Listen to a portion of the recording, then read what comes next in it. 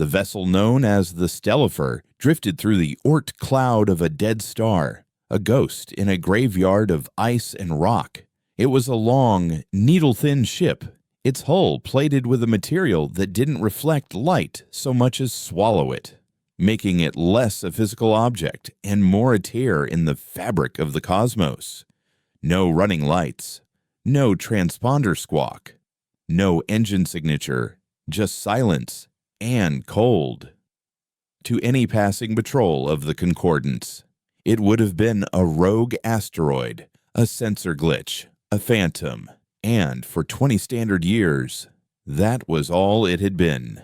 Inside, in the single-person cockpit that felt more like a monastic cell. Ilara adjusted the gain on the long-range comms intercept array. The air was cool and tasted of recycled oxygen and ozone, a scent she had long ago ceased to notice.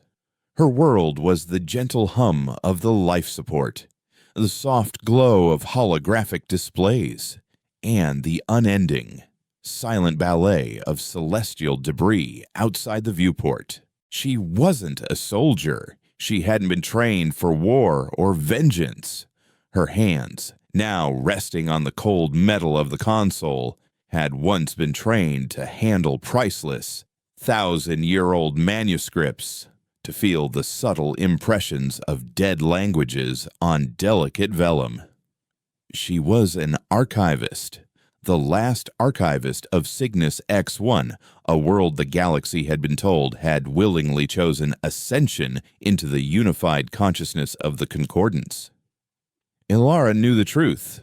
Ascension wasn't a choice, it was a consumption. The Concordance didn't arrive with warships and orbital bombardments. Their weapons were far more insidious. They came with promises of peace, stability, and an end to the struggles of individuality. They offered a place in a grand, harmonious whole.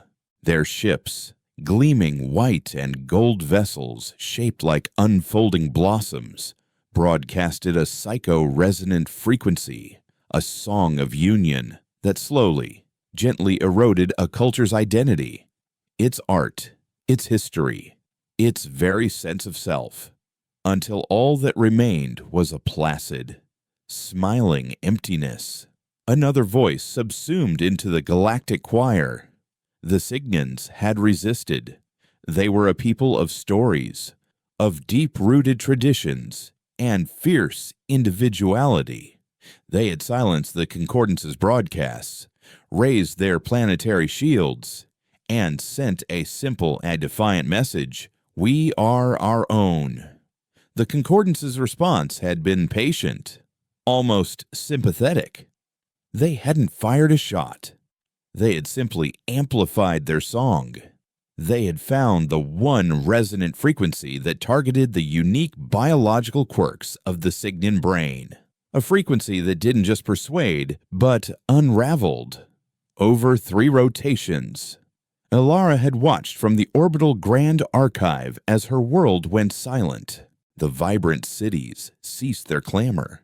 The global arts network fell dark, and the millions of voices that had once filled the comms channels with debate, poetry, and laughter faded into a single, monotonous hum.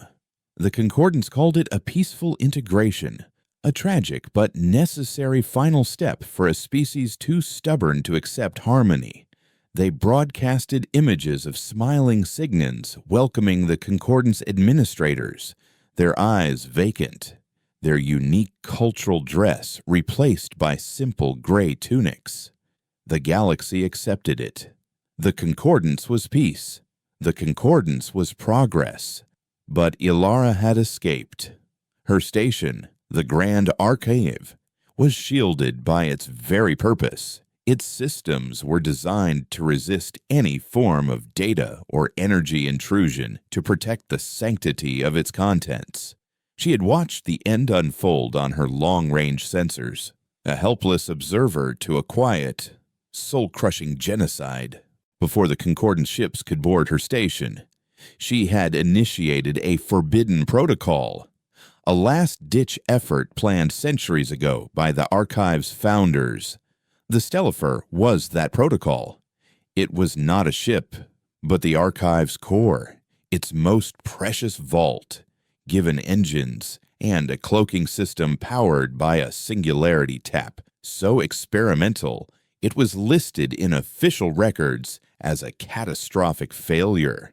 She had jettisoned the station's outer shell and fled into the void, carrying the one thing the Concordance could never truly erase the truth. She was not a crew of one. She was a crew of 60 billion souls. Their stories, their songs, their triumphs, and their tragedies, all stored in the crystalline data stacks that form the very spine of her vessel. For 20 years, she had drifted, listening, learning, plotting. She had studied the Concordance's methods, their communications, their infrastructure. She knew they weren't a monolith of pure evil. They were an idea, a philosophy that had become a virus, one that genuinely believed it was curing the galaxy of the disease of individuality. And that, she knew, made them infinitely more dangerous. A soft chime pulled her from her reverie. An alert, flagged as Priority Alpha. Her systems had intercepted a high-level Concordance transmission, tightly encrypted, bouncing between Fleet Command in the Galactic core and a regional administrator in the Perseus arm. Her ship's AI, a silent, quantum-entangled entity she simply called the Curator, was already peeling back the layers of code. The Curator wasn't a conversational AI. It communicated through data streams, probabilities, and pure information. A perfect partner for an archivist. A holographic window opened beside her, displaying flowing streams of Concordance script. The translation appeared a moment later, stark and cold. The subject was a world on the outer rim, a planet called Viridia, a fiercely independent, non-aligned world known for its raucous politics and flourishing art scene. They were, the report stated, resisting harmonic alignment. The transmission was a final authorization, codenamed Operation Serenity, to initiate a complete absorption protocol. It was the same term they had used for Cygnus X-1. Ilara's blood ran cold. The message included a timeline the absorption was scheduled to begin in 10 standard rotations. A fleet of Seraph-class harmonizers was already en route. She looked at the star charts. Viridia was a month's journey away at conventional speeds. The Stellifer could make it in 3 days. For 20 years, she had been a ghost, a keeper of ghosts. Her mission had been simple survival, to ensure that the memory of her people did not fade entirely from the universe. But what was a memory if it couldn't serve as a warning? What was the point of knowing the truth of the fire if you let another house burn down? Unwarned, the rage she had suppressed for 2 decades, a cold, hard diamond of grief in her chest, began to fracture.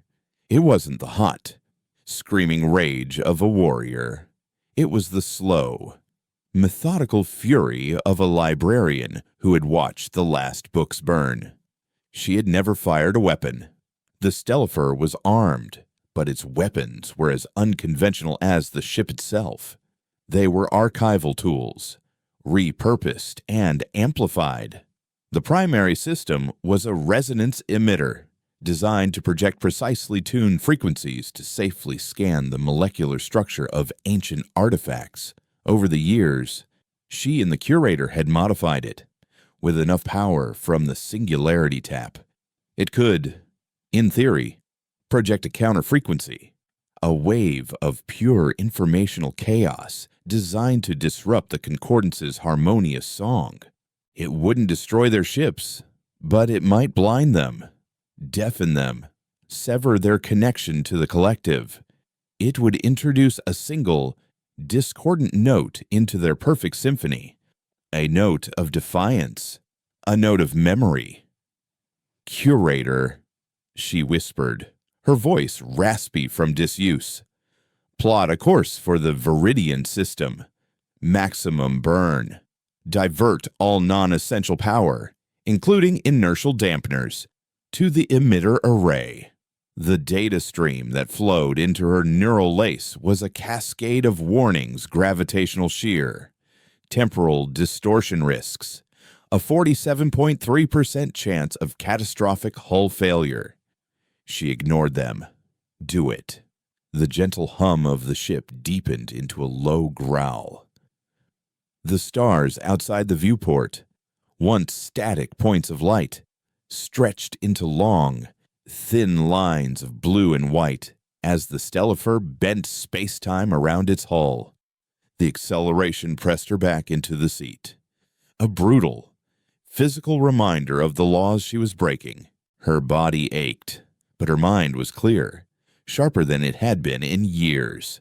She wasn't just running anymore. She was answering. She brought up the files from the Signan archives, not tactical data, but poetry, music, the recorded debates of philosophers, the laughter of children in a park on a summer afternoon. She let the sounds and images fill the cockpit, a chorus of ghosts to accompany her on the journey. This wasn't just about saving Viridia. This was about reminding the galaxy that a silent choir was not peace. It was an empty cage. As the ship tore through the void, a vessel of memory armed with a weapon of truth, Alara allowed herself a single, cold thought. The Concordance wanted to bring harmony to the universe. She was going to bring the noise. The first target wasn't the fleet. It was their idea. And she was going to shatter it. She called up the schematics for the Concordance's comms network, the intricate web of relays that carried their song across the stars. She found the primary nexus for the entire Perseus arm, a heavily shielded station orbiting a neutron star. It was the heart that pumped the poison. Her plan began to form, not a soldier's plan of battle, but an archivist's plan of restoration. You don't defeat a lie by destroying its believers. You defeat it by telling a better story. And her ship was a library of 60 billion stories, all of them screaming for a voice. The Stellifer, once a sanctuary, was about to become a broadcast.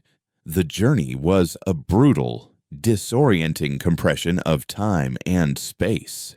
When the Stellifer finally decelerated, dropping out of its gravitational fold with a shudder that vibrated through Alara's bones, the sight before her was one of serene, calculated beauty. Relay Station Epsilon 7 hung against the swirling, violent backdrop of a neutron star's accretion disk, a structure not of metal and rivets, but of spun crystalline lattices and glowing energy conduits. It resembled a celestial astrolabe, a series of concentric, rotating golden rings that pulsed with a soft, warm light, the very picture of the Concordance's aesthetic order, harmony, and an unshakable sense of superiority. This was no fortress. It was a cathedral built to broadcast a single, galaxy-spanning hymn. And it was, in its own way, more heavily armed than any dreadnought. Its defenses were not plasma cannons or kinetic barriers, but layers of psycho-resonant dampeners and mimetic filters designed to instantly neutralize and absorb any unauthorized signal, turning a shout of rebellion into a whisper of compliance before it ever reached the core. Attacking it directly would be like trying to shatter a bell with a sung note. Alara let the Stellifer drift, a speck of absolute black against a canvas of cosmic fire, her passive sensors drinking in every detail. The curator's analysis flooded her neural lace not as words, but as pure understanding. The station's energy signature was flawless, a perfect, unchanging sine wave of power. Its data flow was a closed loop, recycling its own harmonious information, reinforcing its own truth. It was a system designed to be impenetrable from the outside because, in the Concordance's philosophy, there was no meaningful outside. For 3 days, she watched. She wasn't looking for a hole in its armor. She was looking for a flaw in its song. An archivist knows that no text is perfect. There are always marginalia, footnotes, errata. In a system built on absolute harmony, the slightest dissonance would be a catastrophic failure. The curator sifted through terabytes of intercepted low-level diagnostic signals, maintenance logs for automated repair drones, and the faint energy echoes of supply ships that came and went on predictable schedules. It was in the maintenance logs that they found it. A tiny anomaly, once every cycle, for a period of 14 seconds. The station's core vibrational frequency shifted by a microscopic degree. It was a recalibration sequence, a moment where the system briefly harmonized with the background radiation of the neutron star itself, a necessary process to prevent long-term energy decay. During that brief window, the station was, in a sense, listening to the universe before resuming its broadcast. It was a keyhole, not in a door, but in a concept. But what was the key? She couldn't just fire a blast of random noise. The filters would catch it instantly. The signal had to be shaped like something the system would recognize. A benign piece of data that could carry her payload past the outer defenses. The key, she realized, wouldn't be a weapon. It would be a memory. She retreated to the heart of the Stellifer, the chamber where the crystalline data sacs hummed with the silent voices of her people. She ran her fingers over a cool, glowing shard containing the collected works of Kalen, Cygnus X1's most revered poet-composer. His work was known for its complex, layered harmonies, its ability to weave joy and sorrow into a single, breathtaking chord. The Concordance's song was simple, a single, perfect note. Kalen's music was a conversation. That was the answer. She would not shout at the cathedral. She would whisper a heresy in its ear. With the curator's help, she began to weave her countersong. It started with the foundational frequency of the Concordance's own broadcast, a carrier wave of pure harmony. Into this, she began to thread the dissonance of life. She took the first 5 notes of a Cygnan lullaby, a simple tune a mother would hum to her child. She digitized the sound of wind whistling through the crimson canyons of her homeworld, a sound known to evoke a deep sense of melancholic peace. She layered in a line of poetry from a forbidden text spoken in a child's voice. What is the self, if not the first, last, and only frontier? She took the crashing, chaotic crescendo of a protest symphony that had been banned a century before the Concordance ever arrived. Finally, she took the most potent sound she had, the recorded biosignature of a Cygnan mind in the throes of deep meditation, a complex pattern of pure, focused individuality. She braided these elements together, wrapping them in the deceptive cloak of the Concordance's harmony. The resulting signal was a mimetic Trojan horse. To the station's outer filters, it would register as a minor harmonic variance, a data fragment from the neutron star's background noise. But to the core processor, it would be a logical paradox, a stream of information that was both harmony and chaos, unity and self. It was a question the system was not designed to answer. The moment of execution was terrifyingly quiet. Ilara piloted the Stellifer out of the accretion disk's shadow, a high-risk maneuver that exposed her for a precious few seconds. The curator locked onto the station's recalibration cycle, a countdown timer appearing in Ilara's vision, numbers falling away toward 0. Her heart hammered against her ribs, a frantic, individual rhythm against the silent hum of her ship. At the precise moment the cycle began, she gave the mental command. A single, invisible pulse of focused resonance shot from the Stellifer, a needle of pure information aimed at the heart of the golden machine. For a moment, nothing. The station continued to turn, its golden light unwavering. A cold dread began to creep into Ilara's soul. Had she failed? Had she sacrificed her hiding place for nothing? Then, it began.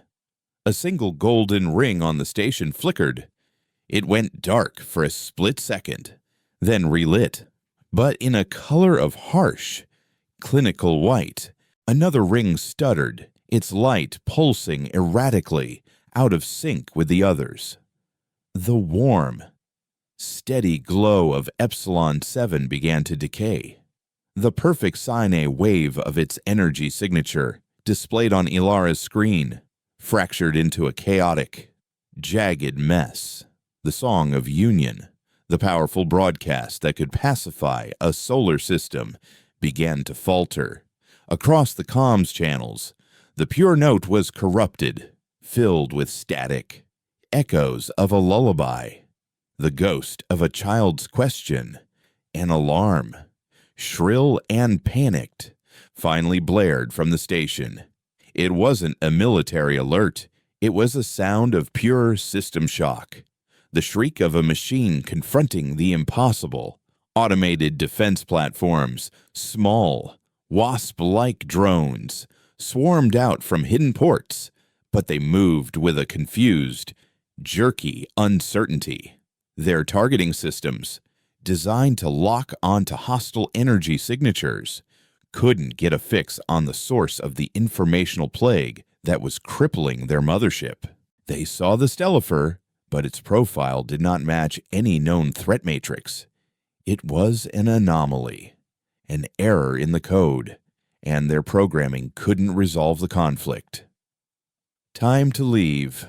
Ilara breathed, her knuckles white on the controls. She pushed the singularity drive to its absolute limit, not bothering with a graceful fold of space-time, but simply punching a hole through it. The Stellifer leaped forward, the panicked defense drones firing blindly into the void where it had been a second before. As she sped away, a final image of Relay Station Epsilon 7 burned itself into her mind. The station was no longer a golden symbol of harmony. It was a discordant chaos of blinking lights and shrieking alarms, broadcasting a garbled mess of Signan memory and concordance dogma into the void. It was a wounded beast, crying out in confusion, back in the safety of deep space, hidden in the gravimetric shadow of a rogue gas giant. Ilara finally allowed herself to exhale. She was shaking, drenched in cold sweat, but a fierce, triumphant light burned in her eyes. The curator brought up a map of the Perseus arm. The node representing Epsilon 7 was flashing a frantic red, a beacon of system failure. But that wasn't what made her breath catch. From the systems closest to the relay, new signals were appearing, faint, encrypted, hesitant. A coded message from a merchant guild on a subjugated world using a pre-concordant cipher, a burst transmission from a hidden resistance cell on a moon that had been harmonized a decade ago, a piece of music, defiantly individualistic and complex, broadcast on an open channel before being shut down. They had heard her. They had heard the noise, the crack in the perfect song, and it had reminded them that other notes were possible. She hadn't freed them, But she had given them a weapon more powerful than any warship, the knowledge that the Concordance was not infallible. The road to Viridia was still long, and a fleet of enraged zealots was undoubtedly on its way. But for the first time in 20 years, Elara felt a flicker of something she had thought long dead. She was not the last voice. She was the first. The Concordance did not respond with fleets of warships. That would have been an admission of a problem. And the Concordance did not have problems. It had variances, which were always corrected. The response came in the form of a single, slender vessel, a ship that moved with the silent, inexorable grace of a scalpel. It was called the Clarity, and it was the personal vessel of Prefect Valerius. Valerius was not a soldier. He was a mimetic purifier, an inquisitor of ideas. His face, which he displayed on his first broadcast to the afflicted sector, was unnervingly placid, handsome in a way that seemed sculpted from serene indifference. He did not speak of rebellion or an enemy. He spoke of a cognitive contagion, a dissonant echo from a past that had been peacefully laid to rest. He explained that a corrupted data ghost, a remnant of the tragically defunct Signan archives, was broadcasting a signal that could cause harmonic sickness confusion, anxiety, and a dangerous regression into primal individuality. His voice was calm, a balm of pure reason, as he announced that teams of healers were being dispatched to the systems most affected to help citizens re-center their perspectives and find their way back to the tranquility of the Union. Aboard the Stellifer, Elara watched Valerius's broadcast, a cold knot tightening in her stomach. He was brilliant. He wasn't fighting her. He was reframing her. She was not a liberator. She was a disease. Her message was not truth. It was a sickness. He was turning her own weapon information against her. The curator began to cross-reference the prefect's movements with incoming distress calls. The healers were not doctors. Where they landed, the nascent rebellions she had inspired went silent. The broadcasts of defiant music were replaced with public service announcements about the dangers of mimetic corruption. The merchant guilds that had sent her coded messages of support issued public apologies, their leaders appearing on hollows with the same placid, empty smiles she remembered from Cygnus X1. Valerius wasn't killing them. He was erasing them, overwriting their brief flicker of defiance with a fresh layer of placid conformity. And he was doing it in her name, blaming their treatment on her contagion. The weight of this new reality was a physical burden. Every soul Valerius healed was a soul she had endangered. Had her act of defiance been a gesture of hope or one of profound, naive arrogance?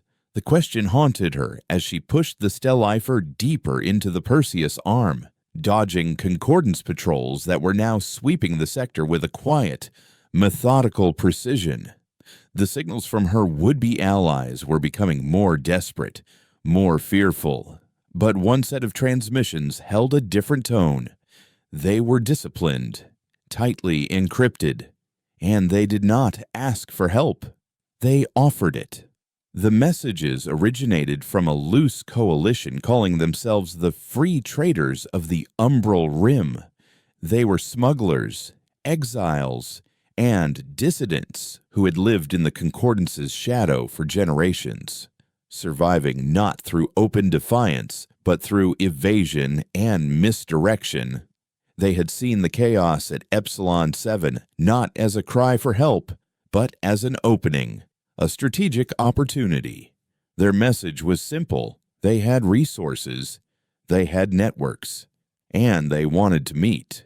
They proposed a rendezvous in a place concordant sensors avoided, a chaotic asteroid field known as the Graveyard. so named for the shattered husks of ancient warships from a long-forgotten conflict that filled the nebula-choke space. The field's high concentration of heavy metals and fluctuating EM fields made long-range communication and sensor locks nearly impossible. It was the perfect place for a secret conversation, or a perfect place for an ambush. Alara hesitated for a full cycle, the lives she had already ruined playing over and over in her mind. But what was the alternative? To fade back into the void, to let the memory of Cygnus die with her, leaving the galaxy to Valerius and his serene, soul-crushing peace that was a betrayal her 60 billion ghosts would not forgive.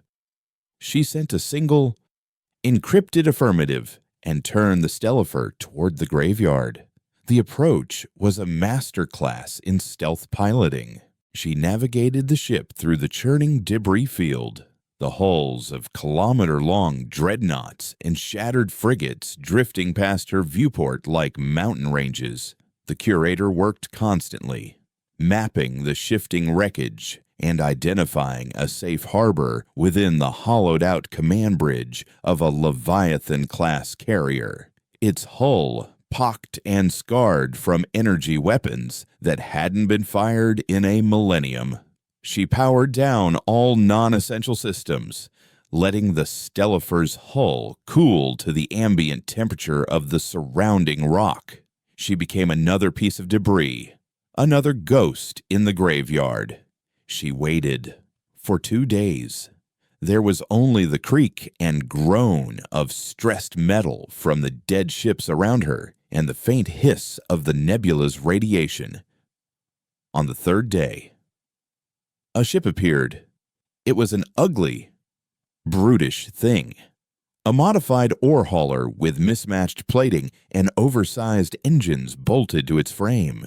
It broadcasted the correct recognition code, a line from a Cygnian poem. A star is not known by its light, but by the darkness it defines. Alara responded with the 2nd line, and a soul is not known by its peace, but by the truths it refuses to forget. The freighter maneuvered clumsily alongside the dead carrier, extending a docking tube.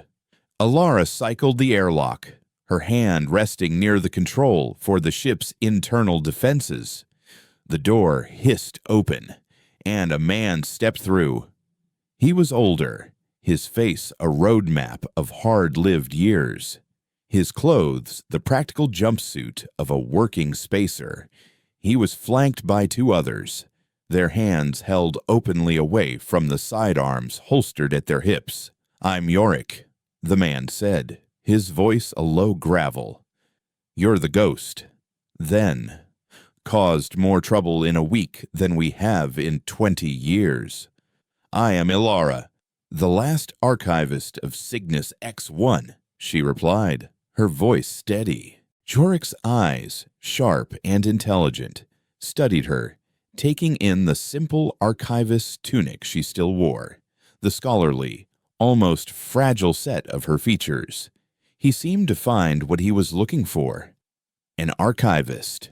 He grunted, a flicker of something respect, maybe, or irony in his eyes. Figures. A soldier would have shot at the fleet. A librarian burns the whole damn library. They talked for hours inside the cold cockpit of the Stellifer. Yorick and his people were not idealists. They fought the Concordance not for philosophical reasons, but for practical ones. The Concordance's harmony was bad for business. Their control stifled free trade. Their conformity erased the unique cultures that produced the goods, art, and technologies they trafficked in. They had the ships, the weapons, and the networks, but they lacked a unifying principle beyond survival and profit. Alara had no army, but she had the one thing they lacked: a story, a reason, the truth. An alliance was forged in that dead ship's heart. Jorik would provide her with shelter, intelligence, and a small fleet of skirmishers. She, in turn, would become the voice of their resistance. She would use the Stellifer's unique broadcast capabilities and the Signan archives to break the Concordance's monopoly on information, to remind the subjugated worlds of who they were before the song. The first step was to get the unaltered data from her archives, the full, unredacted history of the Concordance's quiet conquests, into the hands of a sympathetic senator on the galactic core world of Meridian. It was a desperate, almost suicidal plan, but it was the only one they had. As they finalized the details, a priority alert flashed on Ilara's console. It was a direct, personalized transmission, bypassing all standard frequencies and protocols, aimed directly at the Stellifer. Her blood ran cold. Only one person had the resources and the audacity to do that. Yorick and his guards instinctively drew their weapons. "It's him," Ilara whispered, and opened the channel. Prefect Valerius's face materialized on the main screen. He wasn't in his ship's command chair. He was standing in a small white room, his expression one of gentle disappointment. "Archivist Ilara," he began, his voice as smooth and cold as polished stone. "I admire your tenacity. You have chosen your hiding place well. A graveyard of forgotten wars is a fitting place for a creature of the past." Ilara said nothing, her mind racing. How had he found her? "You think you offer these people hope?" Valerius continued, his gaze unwavering. "But all you bring is pain. You are forcing me to take measures I find distasteful." The view behind him shifted. It was now a live feed of a town square on a small agri-world, one of the first to respond to her Epsilon 7 broadcast.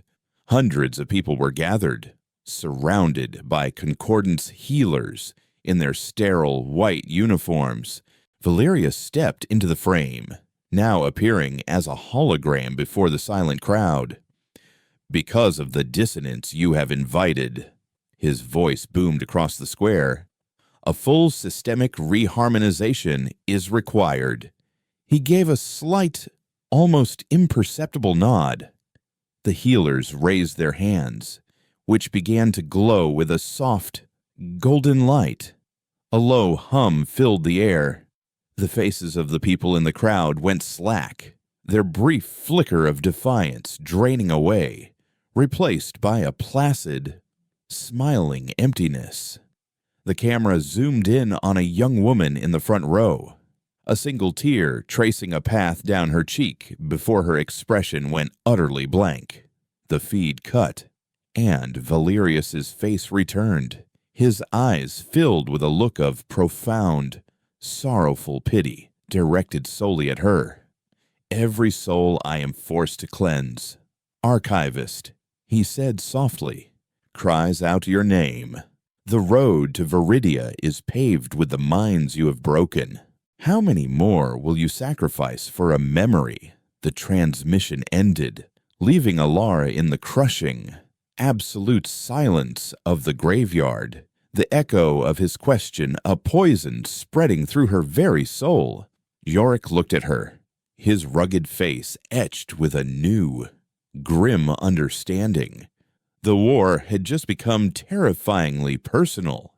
The silence that followed Valerius's transmission was heavier than the vacuum outside the hull. It was a silence filled with the ghosts of the newly made empty, a crushing weight of responsibility that threatened to extinguish the last embers of Ilara's resolve.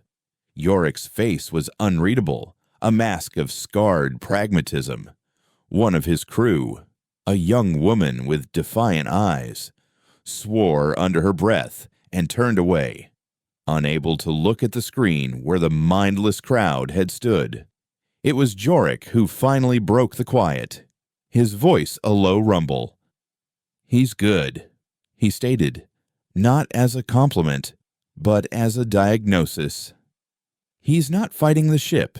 He's fighting the pilot. He looked directly at Alara, his gaze piercing. So, the question is, what are you going to do now? Archivist, let him break you. The words were blunt, devoid of pity, and they were exactly what Alara needed. Pity would have drowned her. A challenge gave her something to push against. She drew a ragged breath, the recycled air feeling thin and inadequate. Valerius's strategy was clear. He would continue to cleanse every world that showed a flicker of dissent, painting each atrocity as a direct consequence of her actions. He was turning the galaxy against her, not with lies, but with a twisted, malicious truth. If she ran, he won. If she fought, the people she was trying to save would pay the price. It was a perfect trap, a cage built of her own conscience, but an archivist knows that every text has a subtext. Every cage has a key. She had been focused on her destination, Viridia. Meridian. She had been playing his game, moving across his board. It was time to choose a new one. We changed the target, she said, her voice finding a new, harder edge. Jorik raised an eyebrow. The data run to Meridian is off. He'll be waiting for us. He expects us to try to spread the truth. He's prepared for that. She brought up a new star chart on the main holographic display, a different sector of the Concordance Core. We're not going to broadcast the truth to the masses anymore.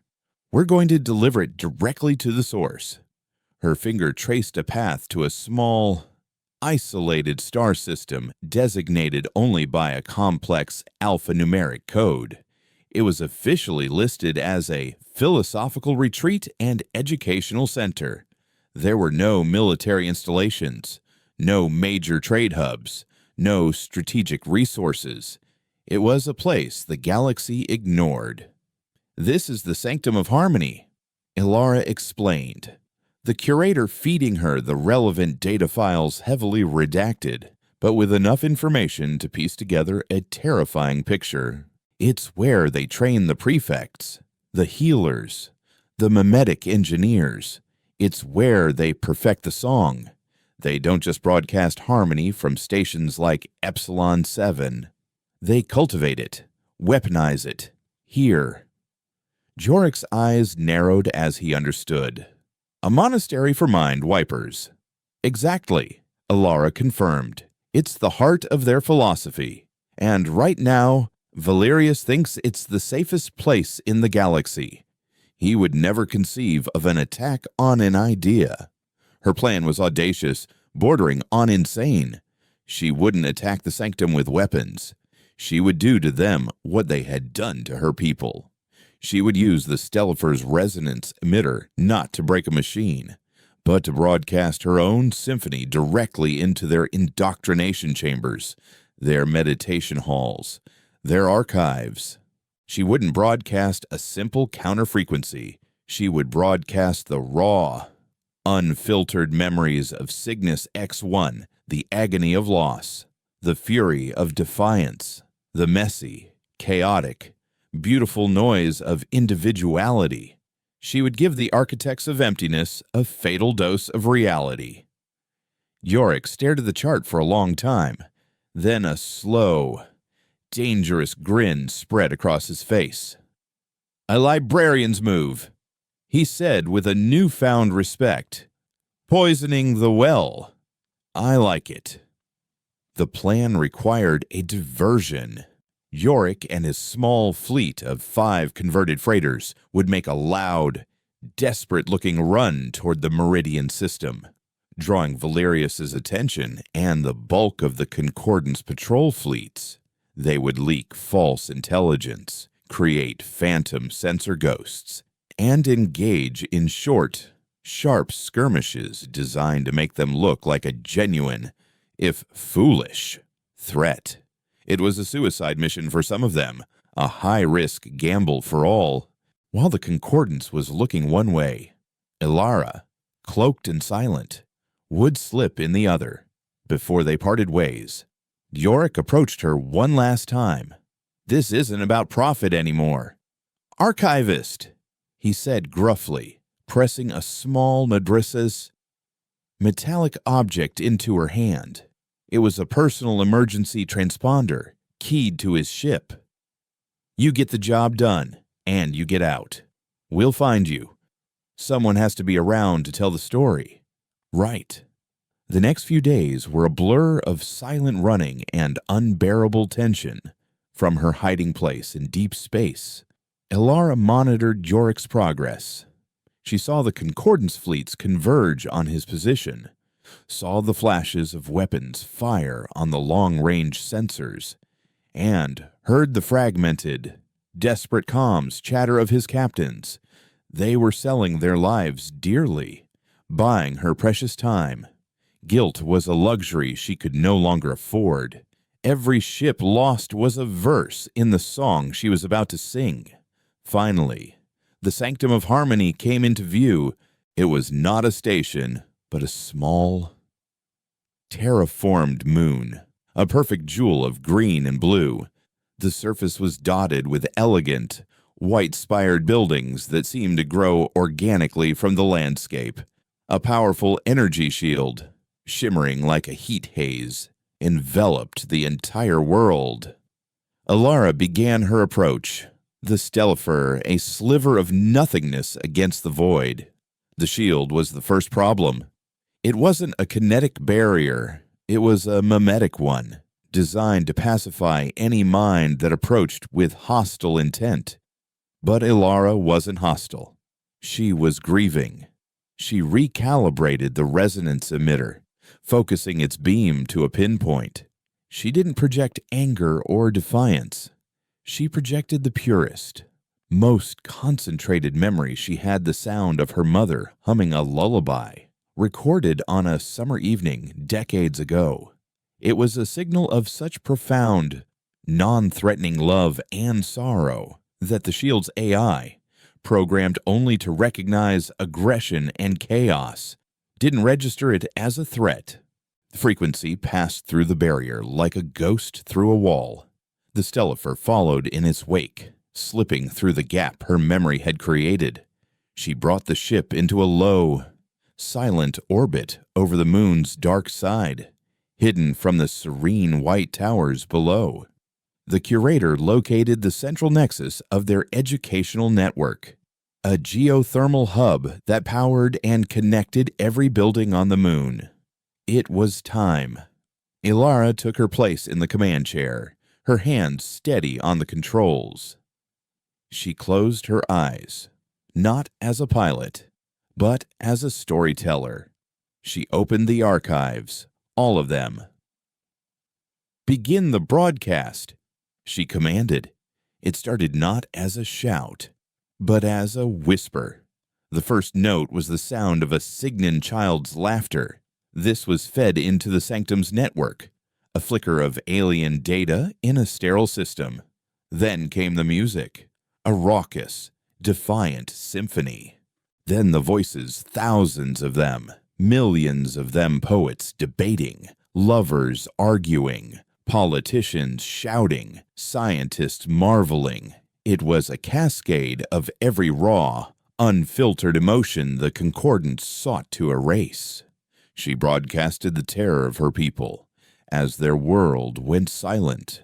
She broadcasted the fiery speeches of their last free leaders. She broadcasted the quiet dignity of their surrender and the cold fury of her own long exile. Inside the white halls of the Sanctum, chaos erupted. The acolytes, young minds being carefully sculpted into vessels of pure harmony, were suddenly slammed with a tidal wave of alien feeling. The quiet meditation rooms became echo chambers of screams. Students clutched their heads, overwhelmed by concepts they had no names for: rage, jealousy, profound sorrow, ecstatic joy. The healers who tried to calm them found their own serenity shattered. their minds flooded with the memories of a people they had helped erase. The perfect, harmonious song of the sanctum was drowned out by a symphony of rebellion, a chorus of ghosts demanding to be heard. Aboard the Stellifer, alarms blared. The moon's automated defenses were finally activating, lashing out blindly. Plasma fire stitched across the void, impacting the ship's shields. The power drain was critical, but Ilara held the broadcast, pouring every ounce of the ship's energy, of her own will, into the signal. She was no longer just an archivist preserving a memory. She was a memory, alive and armed. Then, a new vessel appeared on her screen, dropping out of a spatial fold with terrifying speed and precision. It was the Clarity. Valerius. He had realized the deception too late. And he had come with a cold, personal fury. The transmission channel opened, his face contorted, not with serene disappointment, but with pure, incandescent rage. "You defile this place. Ghost," he screamed, his voice stripped of all its calm composure. "You have brought your sickness into the heart of the sacred." The Clarity fired its main weapon, a lance of pure energy that tore through the Stellifer's already failing shields and ripped a deep gash across its needle-thin hull. The cockpit screamed with the shriek of dying systems. Ilara was thrown against her console, the world dissolving into a blur of red alerts and pain.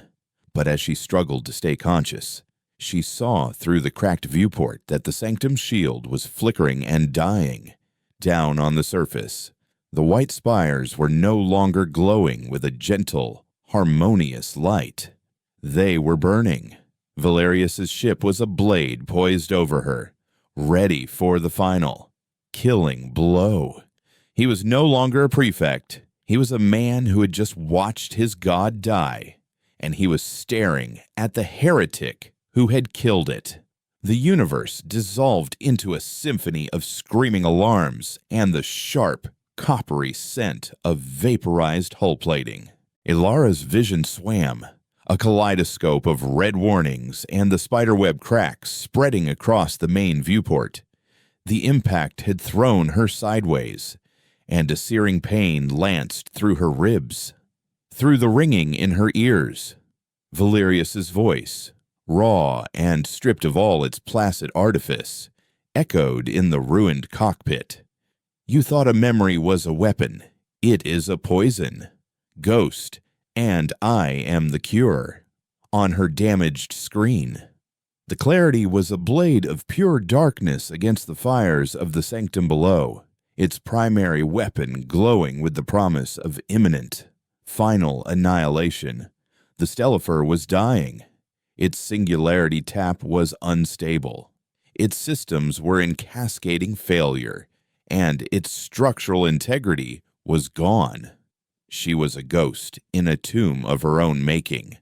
But as she pushed herself upright, her hand slipping on a console slick with her own blood, a thought coalesced through the pain, a thought born of 20 years of silent contemplation, an archivist's final, the desperate gambit. Valerius believed he was curing a sickness. He saw her truth as a contagion. He could not be defeated with weapons, because his true armor was his certainty, his absolute, unshakable faith in the righteousness of his cause. To defeat him, she couldn't just tear down his temple, she had to shatter his faith. He had to be made to understand. The resonance emitter was damaged, its projection field flickering, but the core was still active, powered by the ship's death throes. She had no time to aim, no power to broadcast across a system, but she had enough for one last, single, focused pulse, a whisper aimed at one soul. Her fingers flew across the control surface, ignoring the alerts, bypassing the safety protocols. She wasn't targeting the Clarity's engines or its weapons. She was targeting its bridge, its life support systems, its pilot. She was targeting Valerius. Curator, she gasped, her voice a ragged whisper. Isolate the biosignature of the pilot. All remaining power to the emitter. Project the core archive, not the sounds, not the data. Project the experience. The data stream that was the curator's response was a frantic warning of imminent core collapse. A final, logical protest against this suicidal act. Ilara overrode it. She closed her eyes. Not in resignation, but in concentration. She reached into the heart of the archives, into the core memory of her world's end, and held it in her mind. She became the conduit. As the Clarity's energy lance reached peak charge, the Stellifer pulsed one last time.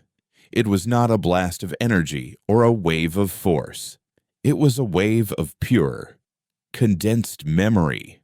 Aboard the bridge of the Clarity, Prefect Valerius watched the broken ship before him, his hand raised to give the final command. In that moment, the universe ceased to exist.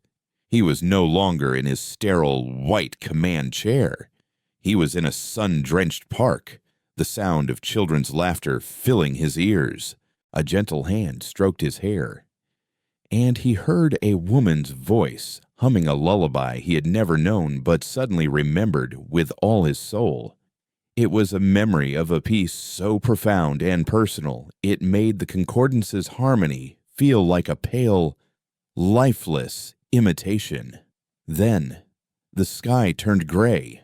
The laughter was replaced by a low, dissonant hum that vibrated in his teeth. A cold dread, a feeling of selfhood being stripped away layer by layer, washed over him. He felt the minds of his family, his friends, his entire world going silent, fading into a monotonous, empty chorus. He experienced the silent, screaming helplessness of watching everything he had ever loved be erased, not with fire, but with a gentle, smiling emptiness. And then came the silence, 20 years of it. A crushing, absolute loneliness in the cold dark, with nothing for company but the ghosts of 60 billion souls. He felt Ilara's grief, her rage, her despair, and the slow, cold hardening of her soul into a single, unbending purpose. He lived her entire life of exile in the space of a single heartbeat. The connection broke. Valerius stumbled back from his console, a choked, guttural cry tearing from his throat. He clutched his head, his perfect, serene features contorted into a mask of pure agony. The data was one thing. The experience, the truth of the pain was another. The clarity he had cherished, the simple, elegant philosophy that had guided his every action, shattered into a billion razor-sharp fragments of someone else's suffering. He looked at the crippled ship before him, no longer seeing a ghost or contagion. He saw a woman, a survivor, a testament to a crime so vast his mind could barely comprehend it. The weapon in his hand felt impossibly heavy. His finger, which a moment ago had been ready to dispense righteous judgment, trembled and refused his command. He couldn't do it. To fire now would not be an act of purification. It would be a murder, and he would finally, truly understand what that meant. He lowered his hand. Without a word, without a command to his crew, the Clarity's weapon powered down. Its blade-like form turned, slow and aimless, and drifted away into the void. A ship captained by a man whose soul had been irrevocably broken. Ilara watched it go, her consciousness fading. As the darkness crept in, a single, insistent beep cut through the alarms. It was the transponder Jorik had given her, a faint pulse of life in her dying ship. When she awoke, it was to the hiss of a plasma torch cutting through the hull and Yorick's gravelly voice shouting her name. They had found her. They pulled her from the wreckage of the Stellifer just as its singularity core finally collapsed, the ship that had been her sanctuary and her weapon vanishing in a silent, breathtaking implosion of light. In the weeks that followed, the galaxy changed. The fall of the Sanctum of Harmony could not be hidden. The broadcast of the Signan archives, the contagion of memory, spread like wildfire. The Concordance, its philosophical heart ripped out and its leadership in disarray, began to fracture. Systems, long held in placid submission, began to question. Viridia's absorption was halted. Its fleet recalled to deal with the spreading ideological crisis. The war wasn't won with a final, glorious battle. It ended as it began with a story that could not be untold. Alara, recovering aboard Jorik's flagship, found herself in a new, unfamiliar role. She was no longer a ghost seeking vengeance. Delegations from newly awakened worlds sought her counsel. She was a symbol, the archivist, the woman who had reminded the galaxy of the price of forgetting.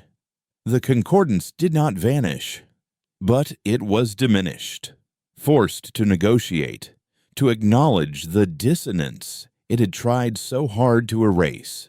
A new era had begun, one of messier, more chaotic, but infinitely more alive.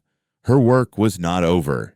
With the help of Yorick and the free traders, the salvaged data stacks of the Stellifer were installed in a new vessel, not a cloaked weapon, but a traveling library, a mobile archive dedicated to finding and preserving the stories of worlds the Concordance had silenced. Her mission was no longer to be a weapon of the past, but a guardian of the future, as their new ship, the Remembrance, made its first journey into a galaxy wrestling with its newfound, difficult freedom. Ilara stood on the bridge, the quiet hum of the archives a familiar comfort. She was no longer the last. She was the first of the Remembrancers, and her story. The story of Cygnus X1 was just the first of many she would now help the universe to read. The ghost that had haunted the void was gone, replaced by a beacon, and its light was the color of memory.